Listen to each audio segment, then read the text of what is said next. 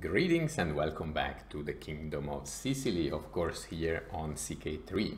In the previous episode of this run we managed to extend further our territories, the territories of our beautiful kingdom, and we managed both diplomatically and also militarily.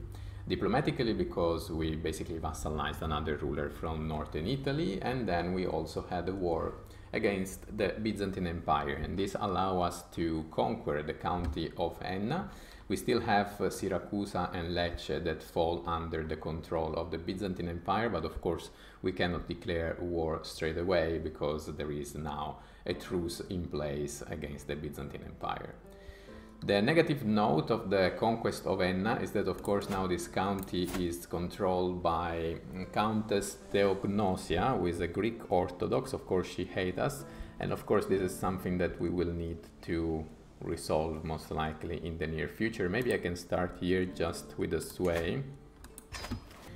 And I will imagine that most likely in the course of this episode we will also witness the death of King Vastianu, because he has reached already the age of 63, his health is poor, but it's fine because we are ready to inherit with his son, who is already 31 years old. We have too many held duchies,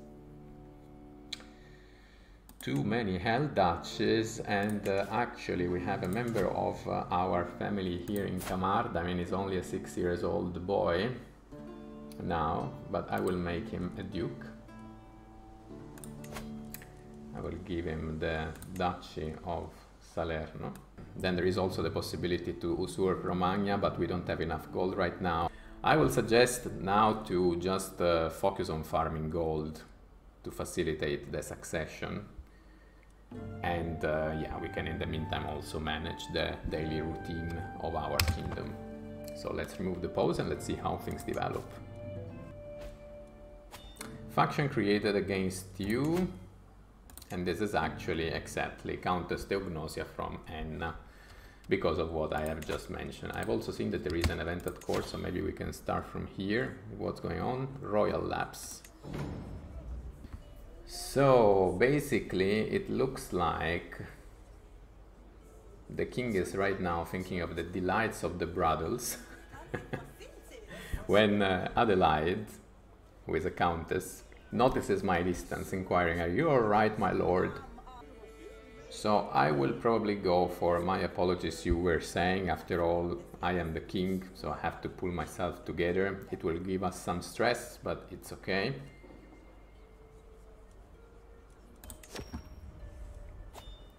It seems I can also hold court. Ah yes, I can.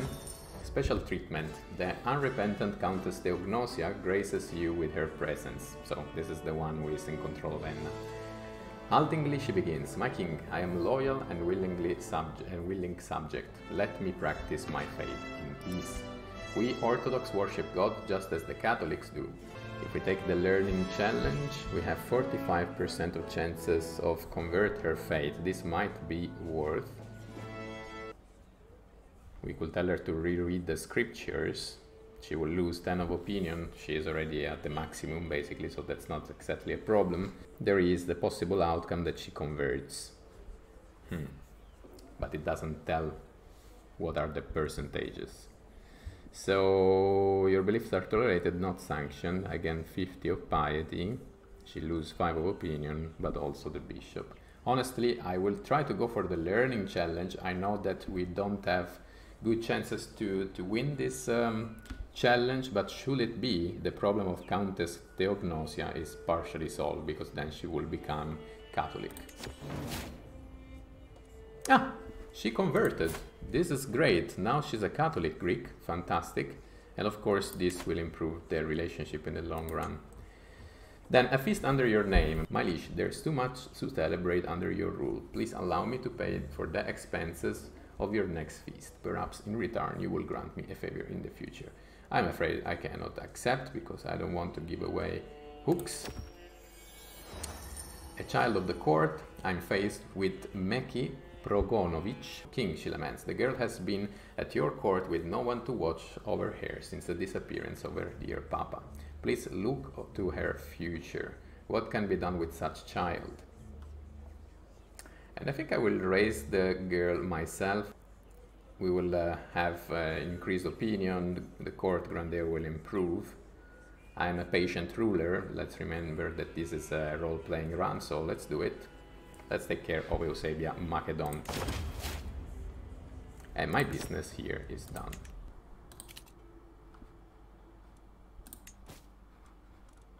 You can vassalize Countess Urdilik. Let's do that too. With the normal feudal obligation she will not accept, but with low feudal obligation she might. So let's try. And we managed to expand farther in northern Italy. And unfortunately my child Valentina died at the age of 22. She died in childbirth. She was stuttering and she was married with this genius, this lunatic genius. At least she managed to give birth to Adilisia Filangeri, who unfortunately inherited the stuttering trait, and she's only quick. This will give me stress, and we go back up to stress level 1. I'm already rakish. Maybe I can also be a drunkard. Let's do it. The level of stress diminished, but of course we are such a character right now. Lustful, flamboyant trickster, rakish, adulterer, drunkard. Fantastic.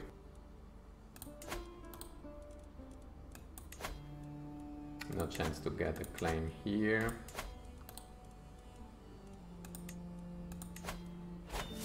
No chance to get a claim there as well, and in the meantime King Vastianu died, so I will have to close all this notification on top. But first of all, let's take a look at how the game says bye to our ruler.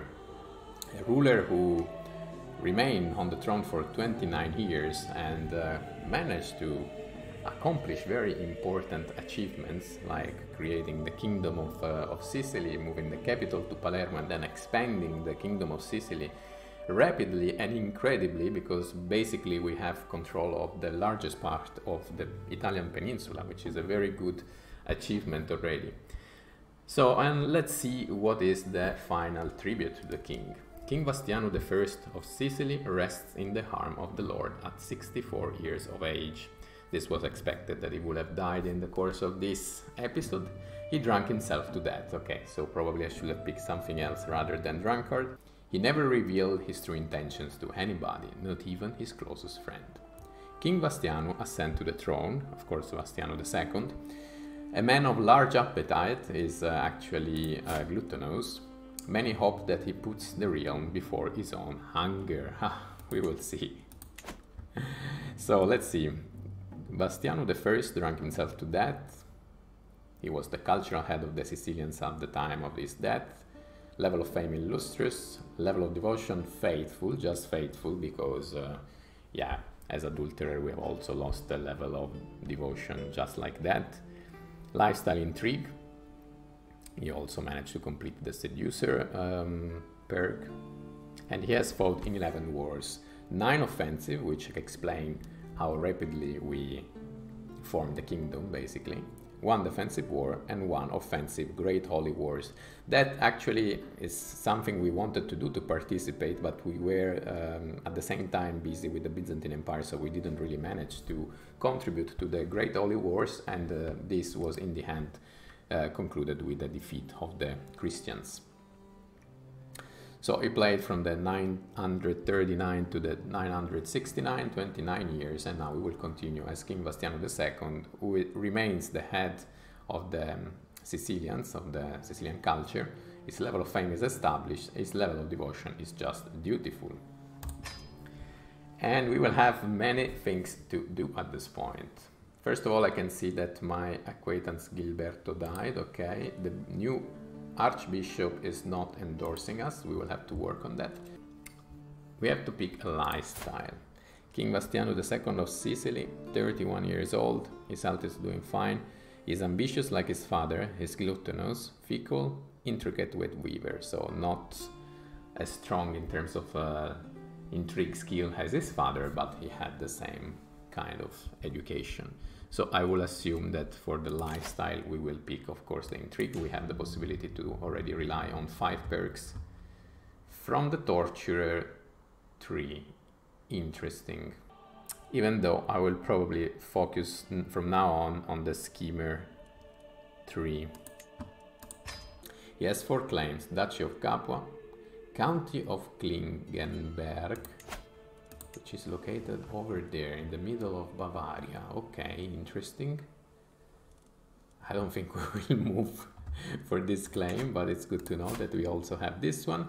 County of Speyer, also this one in the middle of Bavaria. And County of Düren as well in Bavaria. And then we have already 3 children. Princess Letizia is the oldest, 8 years old, Princess Brunilda, 5 years old, and Prince Arriku of Sicily, who was just born.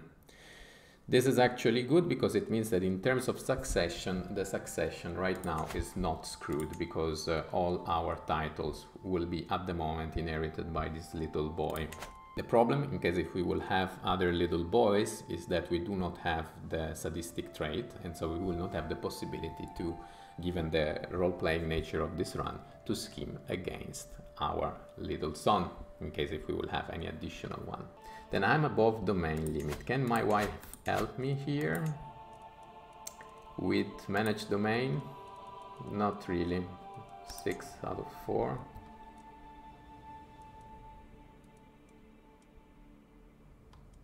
Let's leave on core politics then.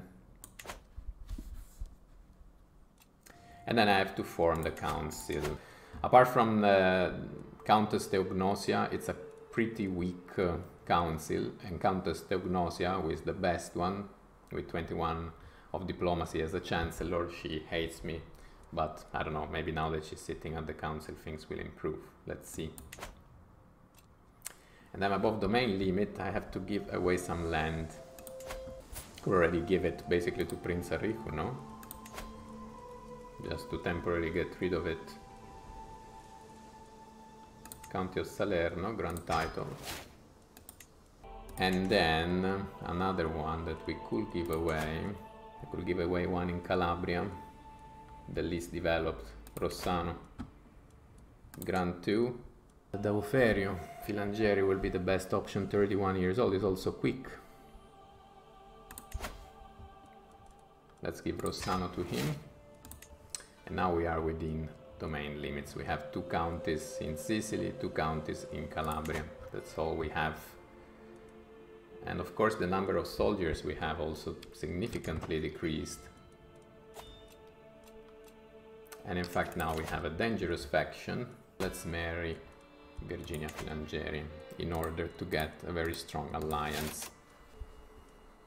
Okay, I would say that the Company of the Star is a good alliance. It's the best alliance we can get right now, so let's do it.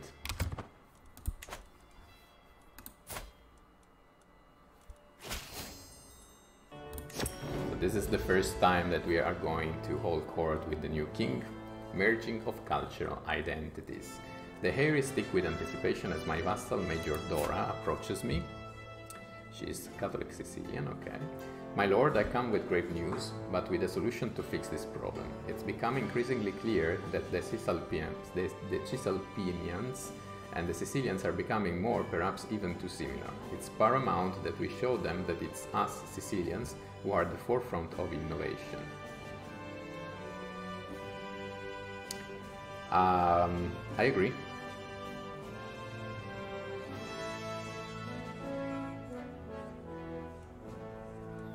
We are proud Sicilians and we want to spread the Sicilian culture around. Let's host a festival to celebrate our rich Sicilian culture, I agree.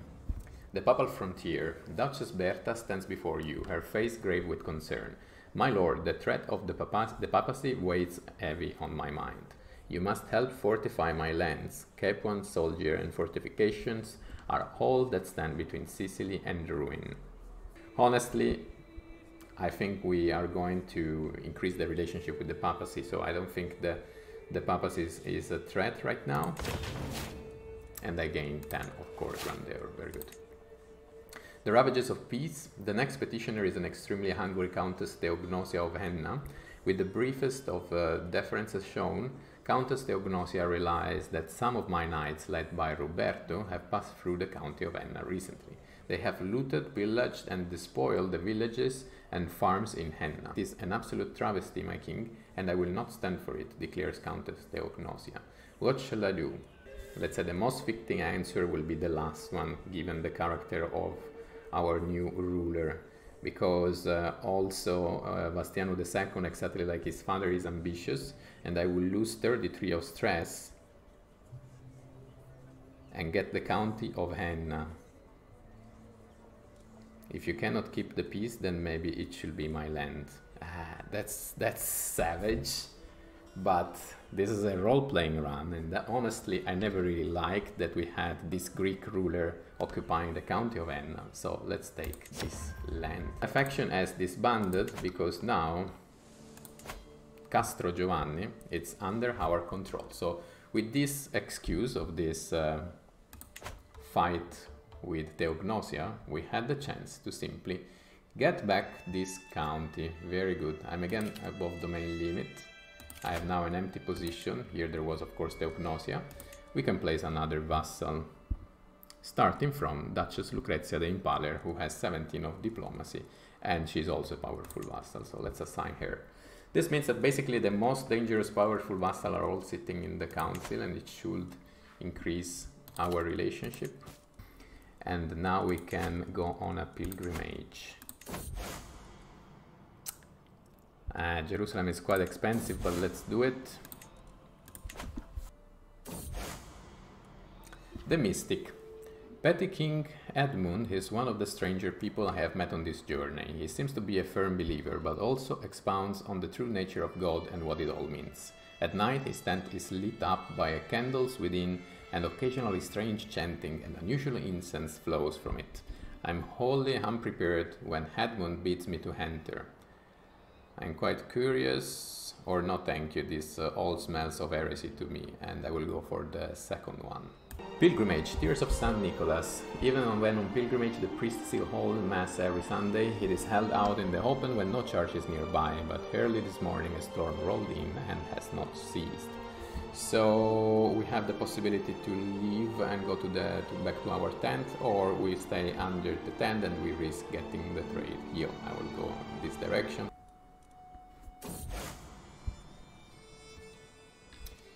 And we managed to reach Jerusalem. Very good. I get the trade pilgrim. So now we have plenty of piety. We are faithful. Halfway to reach devoted servant. Let's see if we can get some claims from the Pope. Tuscany definitely not. We can seize to the Eure counties, by the way. This could be the possible plan for the future expansion. So no chance to get a single claim from the Pope. Let's organize this marriage between Princess Letizia of Sicily, 10 years old, and Svetozar Moimirid, 6 years old, Catholic Slovene. It's a matrilinear marriage. It will grant us an alliance, and they will accept. Generally speaking, it seems at this point that the succession is under control. We can find also spouse here, matrilinear, fertile Christian, granting alliance power. This is 8 years old, but very small alliance with Treviso, but let's do it.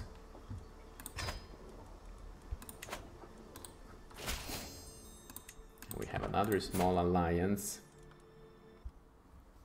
And I think that maybe, yes, we can end the episode now. King Vastianu II is 35 years old.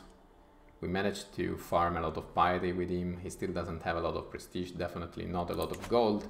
But I will say that right now things are still progressing nicely. And we also discovered that we have the possibility to declare war against Tuscany. We have two possible de jure counties we could seize, so maybe we'll take care of this in the next episode. The problem is that right now we don't really have a lot of soldiers. We will have to see We made some alliances to strengthen a little bit our military presence, but still we are not, let's say, super safe. Internally things seem under control, but we are a little bit exposed to external powers. I hope you also want to check with me how this adventure will continue, and if this will be the case, of course, then we will see each other again in the next episode. For now, on the other hand, that's all. So guys, see you in the next video. Cheers.